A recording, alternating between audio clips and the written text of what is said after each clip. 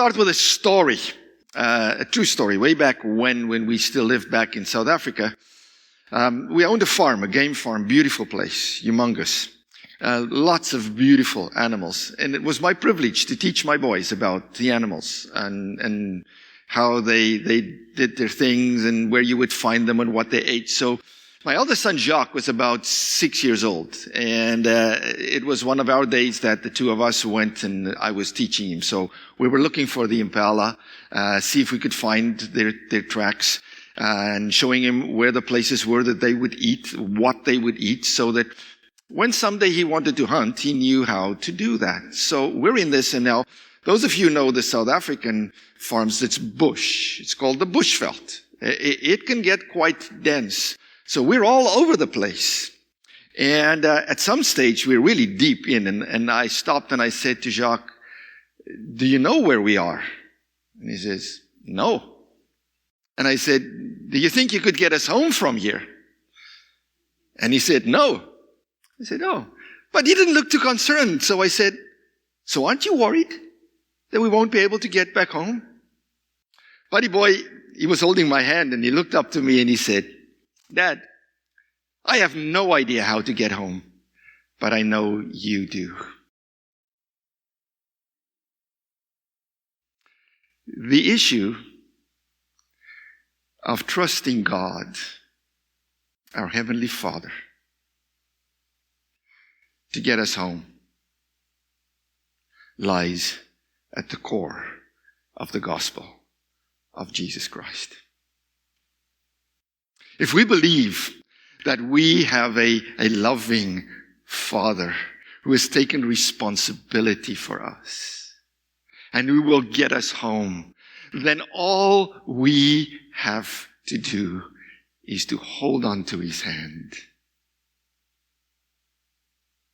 and walk in faith, walk in the belief that my Father knows, that my Father cares, that my Father will get me there, and to walk in trust that He's going to get me home.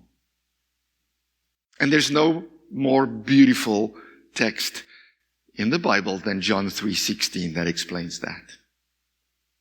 For God so loved the world that He gave His only Son, that whoever believes, trusts, walks in faith, shall not perish, won't get lost, but will have eternal life.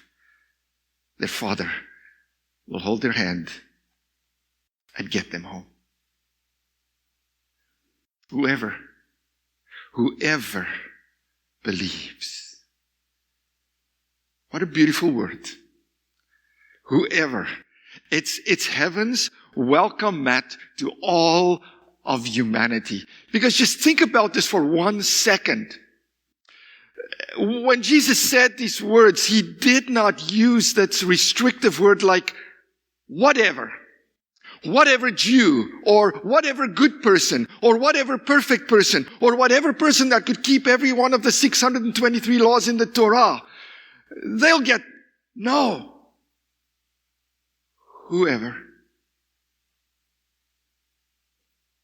This beautiful pronoun that is so indefinite. Whoever. And boy, do I need to hear that. Because I'm so often in need of that whoever in my own life.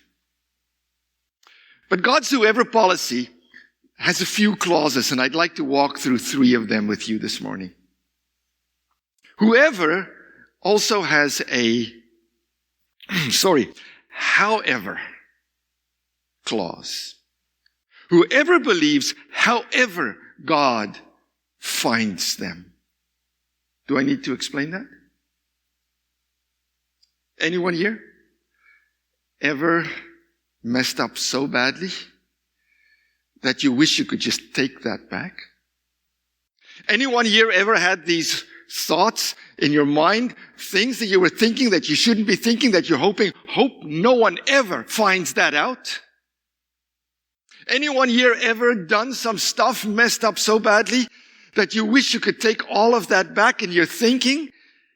If I look at myself, look at the mess I've made, how could God ever even look at me or think of me? Whoever means however. However God finds me. Because none of us are perfect. We've all messed up. We've all been like that prodigal son rolling around in the mud with the pigs.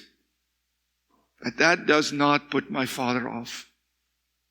That does not make my Father turn his back on me and say, you're way too dirty. I don't want anything to do with you. Whoever believes, however the Father finds them. My story that I told you last week, I didn't finish it, remember? The young man that I told you who came up and said, I'm all messed up with the drugs and with the smoking of the pot and all of the stuff. Will Jesus accept me? Do I have to leave this? And I remember I told him, do you have to go take a shower before you get into the bath? I didn't finish the story. I told him the rest of the story. I said, no, you don't have to stop smoking pot and doing all these other things to accept Jesus into your life. But here's what's going to happen. If you accept Jesus into your life, he's going to minister so beautifully to all of those things that are hurting in you that you are trying to drink away, smoke away, what away. And he's going to heal them because he takes you however you are. And he's going to make you brand new and you won't need that anymore because whoever believes, however God finds you. You don't have to be perfect. He loves you just as you are. God's whoever policy also has a whenever clause. Whenever you hear God's voice and you respond, God will open his arms to you. So I'll explain this again with a little story. I was working on some stuff and in one of the commentaries as I opened it, this little card fell out. I used it as a bookmark and I looked at it and I thought, oh, one complimentary exterior wash for your VW. And I'm thinking, man, perfect timing. Gonna put the winter tires on this week so I can just take this with them, then they can wash the car. It's been a little ugly out there. And I was so excited until I read a little further. And it said that it expired in December of 2021. I was too late. But you're not too late.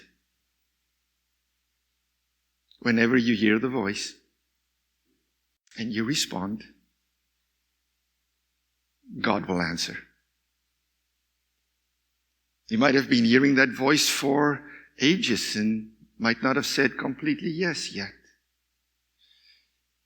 You might hear it today. You've been thinking, but I've been walking for all these years and haven't said yes yet. It's not too late. Whoever believes, whenever they hear. Jesus tells a beautiful parable of that in Matthew chapter 20. I'm not going to read the whole passage for you, just a few verses. We'll do that in a second. Let me give you the story. So the story tells about the landlord who had this vineyard that he needed to tend to, and he needed workers. So he went to the market square where the workers would stand. So he went there, it says, early in the morning, and he got some workers, and they negotiated a price. And for the whole day's work, he would pay them $1. Way back when. It was a lot of money. It was what they earned for a day. Said, okay, we negotiate for $1. Around 9 o'clock, he realized he needed more. So he went back and he got more workers. 12 o'clock, he went back again. He got more workers. 3 o'clock, he went back. He got more workers. And then an hour before the end of the day, 5 o'clock, he went back and he saw some folks standing and he said, no one hire you? No. He said, come work in the vineyard. When the hour had come for him to pay them, this is what happened. When the day's work was over, the owner of the vineyard instructed his foreman. He said, call the workers in and pay them their wages. Start with the last hired and go on to the first. Those hired at 5 o'clock came up and were each given $1. When those who were hired first saw that, they assumed that they would get far more.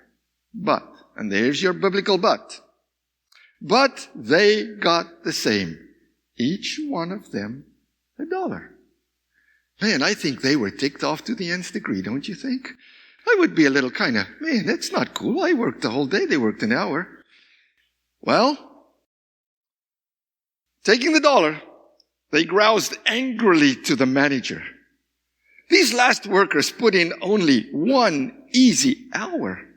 And you just made them equal to us who slaved all day under a scorching sun. Whoever means whenever. Deathbed converts and lifelong saints will all enter the gate of heaven in the same way. I know that. I saw that. First congregation, walked in there as a young man, and there were some folks that I'd never met. The one person was in hospital. I'd never met him. He had leukemia. They kept him behind 2 doors. They were going to do bone marrow transplant. So he had to be kind of isolated from everyone. So I went to go visit him. Never met him. He'd never met me. So you put on a gown, you put on gloves, you put on a mask, you put on the little cap, the whole shebang. You walk in there. So I spent some time with him and I realized, yeah, well, he knows that I'm the minister and they belong to the congregation, but he's never met the Lord. That's fine. That's why I'm there. I left. After about the 3rd time, when I left, he said, when you leave today, when you get through the first set of doors, just stop. There are these little glass windows. And when you stop at the window, just take off the cap and the mask because I've never, ever seen your face in my life. It was kind of, whoa, I never realized that. That's all he sees. They did the bone marrow transplant. It didn't work. So they sent him home. I called to see if I could come visit him. Family said, we don't think so. He wants nothing to do with God or with religion or with prayer or with anything. When we try and do something like that, he just chases us away and he's angry and he cusses us out. Please don't do that. Just leave it be. And I said, no, I'm coming to visit. And they said, it's not going to be cool. And I said, it's okay. I'm coming to visit. It's all fine. I walked into the house and they were still saying, would you rather? And I said, leave me be. They took me to his room. His name was Kuas, which comes from Jacobus. We called him Kuas. And of course he was lying in his bed, and as I walked in and he saw me, his eyes lit up and he said, Pastor, I'm so glad to see you. And they were all stunned. And I said, leave us alone for a while, please. And I sat there with Kuas and I told him, you know, you're dying, buddy. But you can make a choice today to live. And here's how it looks like. And I explained to him salvation in Jesus Christ. And Quissy that day, with a lot of crying, gave his life to the Lord. Next day, he died. I'm going to see him one day. Was on his deathbed. Because grace belongs to God. Listen. He replied to the one speaking for the rest, friend, I haven't been unfair. We agreed on the wage of $1, didn't we? So take it and go. I decided to give to the one who came last the same as you. Can't I do what I want with my own money? Are you going to be stingy because I am generous? Whoever believes, whenever they hear and they answer, the doors are open. God's whoever policy says, however, whenever. And it also has a wherever clause. Wherever you are, you are never too far away from your Father to take your hand and lead you back home. The story of the prodigal son tells that the best. Took his stuff and he said, "See ya." And he went to a faraway land and he squandered all that he got. He ended up in the pigsty. But then that young man remembered his father's voice. Got up and he said, "I'll go back." And he made all these excuses in his mind what he's going to tell his father and say, "I'm so sorry." But can you remember the story? It says, when he was still far off, the father saw him and the father started running. And he took him in his arms and he kissed him. And he said, "My son who was lost is found." You can never be too far away for your Father. Wherever you are. Wherever you are. And you might think, "But boy, I've been in that pigsty." That's fine. His arms are wide open. He didn't tell the boy to go wash himself first before he kissed him. He just took him in his arms and he loved him. For God so loves this world. That's why he gave his only Son. So that we might have life everlasting. No status too low. No hour too late. No place too far. However, whenever, wherever, whoever, it's yours forever. Amen. Thank you for your love, Lord. A love that is always seeking. But thank you for the promise that we might not know how to get home. But Father, you do. So here's our hand, Lord. Take my hand. And just walk with me. Thank you that you're not afraid even when I land in the mud to be there with me. Thank you, Father, even when we mess up so badly that you don't turn your back. But graciously you teach us again and you walk us home. And thank you that we know that when we come to that moment when we go to see you, we're going to see you standing with your arms wide open. For whoever believes shall not perish, but they shall have eternal life. Thank you, Lord Jesus. In your name we pray. Amen.